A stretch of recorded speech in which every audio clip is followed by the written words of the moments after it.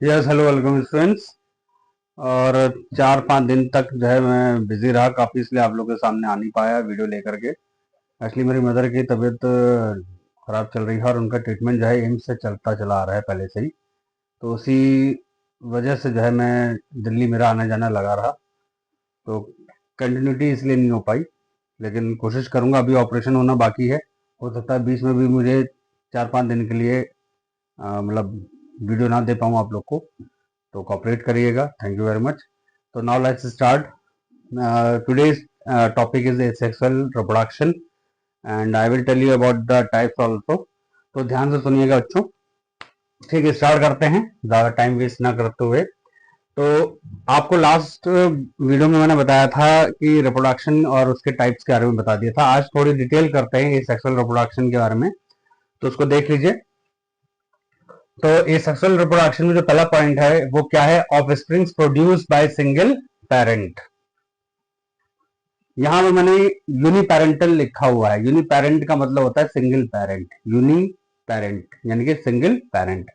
तो जो भी रिप्रोडक्शन इस तरह का हो रहा है जिसमें सिंगल पेरेंट ही इन्वॉल्व होता है, किसके लिए? ऑफस्प्रिंग को प्रोड्यूस करने के लिए, यानी कि जो भी नया इंडिविजुअल आएगा, जो भी आप ये कह लीजिए सिंपल भाषा में जो बच्चे होते हैं, अगर वो सिंपल या सिंगल पेरेंट से ही अगर आ रहे हैं, तो इस तरह का या इस प्रकार के रिप्रोडक्शन को हम एसेक्सुअल रिप्रोडक्शन कहते हैं। ठीक है। फिर दूसरी बात आप यहाँ देख लीजिए, जो लिखा हुआ है गैमीट्स आर नॉट इन्वॉल्व, यानी जो गैमीट्स हैं इसके अंदर वो इन्वॉल्व नहीं होते। इसमें किसी भी तरह का कोई भी गैमेटिक फ्यूजन देखने को नहीं मिलता। ये मैं पहले भी आप लोगों को बता चुका था, जो मेरी पहले की वीडियो थी उसके अंदर भी मैंने काफी अच्छे से समझाया था, लेकिन क्योंकि बीच में गैप आ गया इसलिए ये पॉइंट मैंने आपको रिमाइंडर के लिए भी लिख पा दिए हैं, ताकि आप इसको भी नोट डाउन कर सकते हैं। तो ये पॉइंट क्लियर हो गया, गैमिट्स का कोई भी इन्वॉल्वमेंट नहीं होता। गैमिट्स क्या होते हैं? जैसे सेक्स सेल्स हो गए, तो क्योंकि सिर्फ सिंगल पेरेंट का ही होता है, तो यहाँ पर सिर्फ डिवीजन होता है, बल्कि अभी आपको अभी समझा दूंगा आगे जैसे हम बढ़ेंगे आगे। तो parent cells divides into two to give rise to new individuals. ये लाइन आप लोग के लिए इंपॉर्टेंट है कि जो पेरेंट सेल्स होते हैं वो एक्चुअल में क्या करते हैं? वो डिवाइड ही होते हैं। ठीक है, किसके अंदर? दो में। ठीक, और दो में डिवाइड हो जाएंगे और उससे फिर होगा क्या? नए इंडिविजुअल्स का राइज होगा, यानी कि नए इंडिविजुअल्स जो नए ऑर्गेनिज हैं वो प्रोड्यूस होंगे। किससे? सिंगल पेरेंट से। किस वजह से? डिवीजन की वजह से। ठीक है ना बेटा? अच्छा, thus in these organisms cell division, यहां पर पॉइंट आप लोग को याद रखना है, सेल डिवीजन। तो thus in these organisms cell division is the mode of reproduction itself. तो यहां पर सिर्फ और सिर्फ क्या देखने को मिल रहा है बेटा आपको? ये सेक्सुअल रिप्रोडक्शन के अंदर सेल डिवीजन। जैसे कि मैंने आपको बताया कि सेल डिवीजन जो होता है बहुत रैपिड प्रोसेस होता है, जिसमें बहुत तेजी से जनसंख्या बढ़ती है। ठीक है, और इसमें जो ऑर्गेनिज्म होते हैं वो बहुत तेजी से उनकी बढ़ोतरी देखने को, मल्टीप्लीकेशन देखने को मिलती है। ठीक, तो ये आप लोग ने 9th क्लास में पढ़ रखा है, और कहीं ना कहीं 11th में भी आपने इसके बारे में किंगडम मोंड्रा में पढ़ा हुआ है और किंगडम प्रोटिस्टा में भी पढ़ा हुआ है। ठीक, तो सेल डिवीजन में आप लोगों को क्लियर हो गया कि यहाँ पर जो प्रोसेस होगा वो माइटोसिस ही चलेगा, यानी जो भी सेल डिवाइड्स हो रहे हैं वो माइटोटिकली डिवाइड करेंगे। इसमें कोई भी मियोसिस, ठीक है, देखने को नहीं मिलेगा। मियोसिस किसमें देखने को मिलता है? पहले ही बताया, सिर्फ और सिर्फ सेक्सुअल रिप्रोडक्शन के अंदर, जहां पर गैमेट्स का फॉर्मेशन और फ्यूजन होता है। ठीक है, तो यहां तक क्लियर हो गया। अब आप एग्जाम्पल में देख लो, प्रोटिस्टा एंड मोनरा। ठीक है, तो प्रोटिस्टा ये क्या है? माइक्रो ऑर्गेनिज्म है, सारे के सारे यूकैरियोटिक हैं। क्या है बेटा? ये सारे के सारे यूकैरियोटिक, यानी कि इनके अंदर ट्रू न्यूक्लियस देखा जाता है। ट्रू ऑर्गेनिज्म हम इनको बोलते हैं प्रोटिस्टा को, जिसमें आपके एग्जाम्पल्स जो है वो अमीबा है, पैरामीशियम यूग्लिना, स्लाइम मोल्ड्स। ठीक है, ये सब एग्जाम्पल्स इसके अंदर आते हैं। किसके अंदर? प्रोटिस्टा के अंदर। जबकि मोंडा के अंदर अगर आप बात करें तो जितने भी आपके बैक्टीरिया हैं, चाहे वो ग्राम पॉजिटिव हो या ग्राम निगेटिव हो, वो सारे के सारे किंगडम मोंडा के अंदर आते हैं। तो बेस्ट एग्जाम्पल जो हो गया वो प्रोटिस्टा और मोंडा हो गया। किसके लिए बेटा? एसेक्सुअल रिप्रोडक्शन के अंदर, जिनके अंदर माइटोसिस ही होगा और इसमें सेल डिवाइड होंगे और बहुत रैपिड ग्रोथ देखने को यहां पर मिलती है, यानी कि बहुत तेजी से इनकी बढ़ोतरी देखने को आपको मिलेगी। ठीक है, अब आ जाइए टाइप्स पर बेटा। तो टाइप्स में अगर देखें तो सबसे पहले आपके सामने आया है बाइनरी फिशन। बाइनरी फिशन में पहले लाइन पढ़ देता हूं। Single cell divides into two identical daughter cells. यानी कि आपको पहले ही बताया मैंने बैक्टीरिया का एग्जांपल लेकर के कि उसके अंदर होता क्या है कि जो एक सिंगल पेरेंट सेल होगा यानी कि एक सिंगल बैक्टीरिया जो होगा वो माइटोटिकली जो है वो डिवाइड कर जाएगा, यानी कि वो आपस में क्या हो जाएगा, अलग हो जाएगा, और इस तरह से दो डॉटर सेल्स, दो न्यू इंडिविजुअल्स वहां पर बनकर तैयार होंगे जो बिल्कुल सेम होंगे, क्लोन होंगे, हूबहू होंगे, स्ट्रक्चर भी उनका सेम होगा, यानी कि मॉर्फोलॉजिकली आप देखें तो उसके अंदर सारी चीजें आइडेंटिकल देखने को मिलेंगी, यानी कि हूबहू कॉपी होगा, क्लोन होगा, ठीक है ना। तो यहाँ पर this process is common in prokaryotes यानी कि बैक्टीरिया। तो मैंने आपको ये बता दिया कि बाइनरी फिशन के अंदर क्या हो जाएगा, डिवीजन हो जाएगा एक सिंगल पेरेंट सेल का यानी कि एक बैक्टीरिया का दो में, और इसलिए मैंने यहां पर बताया कि ये जो प्रोसेस है सबसे ज्यादा किसमें देखने को मिलता है, बैक्टीरिया के अंदर, प्रोकैरियोटिक सेल के अंदर देखने को मिलेगा। ये बाइनरी फिशन हो गया। अब बात करते हैं किसकी, बडिंग की। बडिंग में आप देखिए क्या लिखा है, new individual grows from A part of the parents body. ठीक, ये पॉइंट आप याद रखें, कहां से, पेरेंट बॉडी से। ठीक है, जो पेरेंट बॉडी है उसमें से क्या होगा, एक पार्ट ग्रो कर जाएगा और वही पार्ट जो है वो न्यू इंडिविजुअल को बनाएगा, यानी कि जो नया जो बन करके जीव आ रहा है वो पेरेंट की बॉडी में से ही निकल करके आ रहा है। किस तरह से, बट की फॉर्म में। जैसे कि आपने मैंने पहले ही बताया था, इसमें एग्जांपल ईस्ट और हाइड्रा दे रखा है, आपको मैंने बताया रखा है कि commonly found in east and hydra. तो होता क्या है, जैसे ये पूरा आपका हाइड्रा है, सपोज के लिए मेरा इस हैंड को मतलब मानते हुए चलिए, कंसिडर करते हुए कि चलिए कि मेरा क्या है, ये हैंड हाइड्रा है, ठीक है। अब इसमें होगा क्या, यहाँ पर एक सपोज करिए यहां से हल्का हल्का एक छोटा सा बड निकलना शुरू हुआ, मतलब बड की फॉर्म में, कली की फॉर्म में एक एक्स्ट्रा पार्ट ग्रोथ कर गया। अब वो धीरे धीरे बढ़ता हुआ चला जाएगा, जब वो मैच्योरनेस की स्टेज तक पहुंचेगा तो वो क्या हो जाएगा, वहां से फिर डिटैच हो जाएगा और फिर यंग इंडिविजुअल हाइड्रा में कंप्लीट हो जाएगा, यानी कि आपको नया हाइड्रा देखने को मिल जाएगा। जो पेरेंट हाइड्रा है वो तो एज इट इज है, हूबहू उससे मिलता जुलता भी क्या होगा, ये न्यू हाइड्रा भी देखने को बड की फॉर्म में जो ग्रो कर रहा था अब वो मैच्योर होकर के अलग हो चुका है। तो ये किस में आएगा, बडिंग के एग्जाम्पल में आएगा। आप लोगों को सबके एग्जाम्पल्स याद रखने हैं बच्चों, ये बहुत ही इंपॉर्टेंट है, जो ये सारे एग्जाम्स में खास तौर से नीट के अंदर भी पूछा जाता है और क्लास 12 में आपसे एग्जाम में भी एक नंबर में पूछ लिया जाता है। अच्छा, फिर आ जाइए, नेक्स्ट वन इज फ्रेगमेंटेशन। तो यहां पर देख लीजिए क्या लिखा है, फ्रेगमेंटेशन में organism breaks into smaller pieces, यानी कि जो ऑर्गेनिज्म है वो क्या है, टूट रहा है किसके अंदर, स्मॉलर पीसेस के अंदर, each of which can grow into a new individual. और यहां पर जो है हर एक ग्रो हो सकता है किसके अंदर, न्यू इंडिविजुअल के अंदर।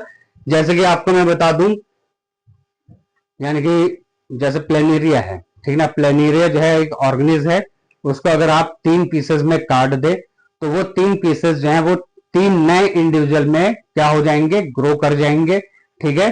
तो ये एक एग्जाम्पल जो है प्लेनेरिया का फ्रेगमेंटेशन में अच्छा एग्जाम्पल है।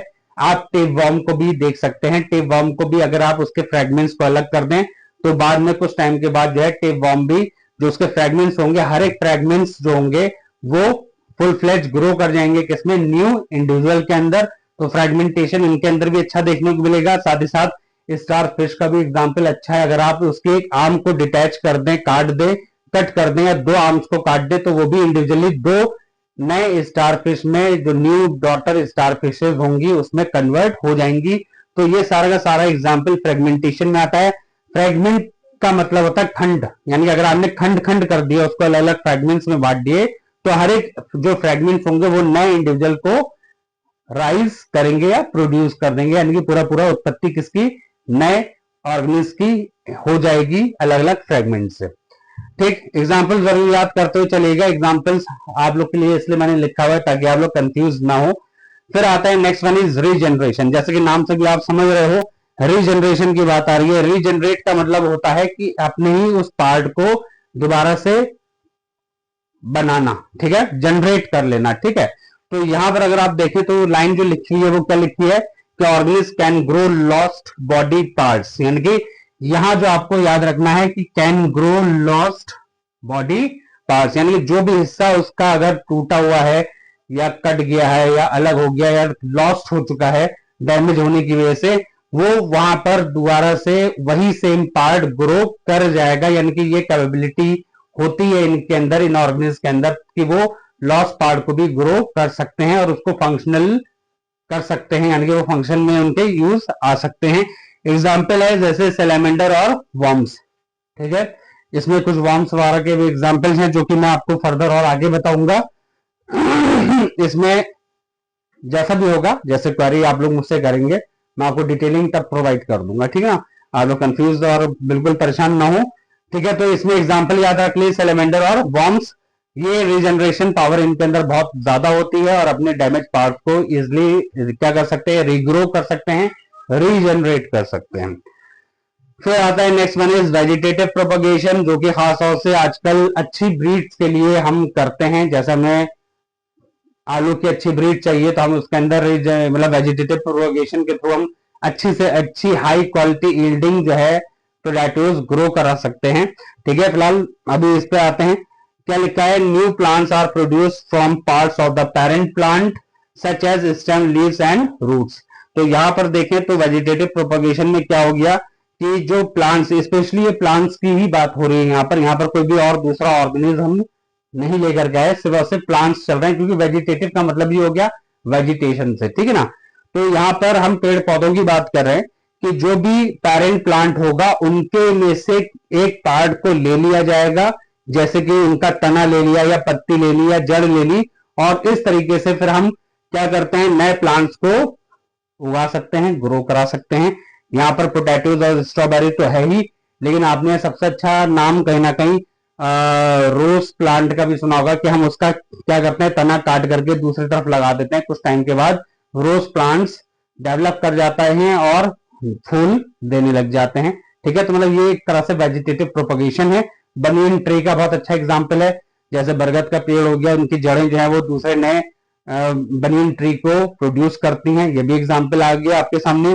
पोटैटोज जो है वो, आप पोटैटो क्या करें कि उनके जो ट्यूबर्स होते हैं वो आप ट्यूबर्स को लगा दें, ठीक है। तो वो क्या करेंगे, न्यू इंडिविजुअल प्लांट्स में कन्वर्ट हो जाएंगे और उससे और भी ज्यादा आपको उस तरह की ब्रीड्स के जो प्लेटोज है वो मिलेंगे, और उससे फर्दर आप क्या कर सकते हैं, यील्डिंग बढ़ा सकते हैं, उत्पत्ति उनकी बढ़ा सकते हैं, ठीक है ना। यही चीज सेम स्ट्रॉबेरी में आ गया, जो उसके रनर्स होते हैं उसको हम लगा देते हैं, तो उससे क्या होगा कि जो स्ट्रॉबेरी होंगी वो अच्छी हाई क्वालिटी की स्ट्रॉबेरीज हमें ज्यादा से ज्यादा मिल सकती है। फिलहाल आपको अभी तक यहीं पर ही याद रखना है।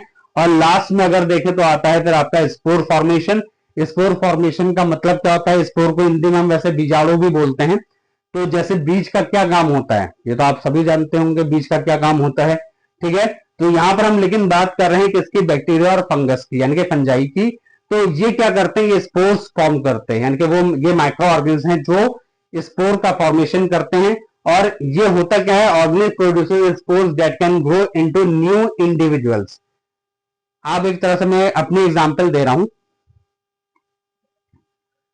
मतलब सिर्फ समझाने के लिए।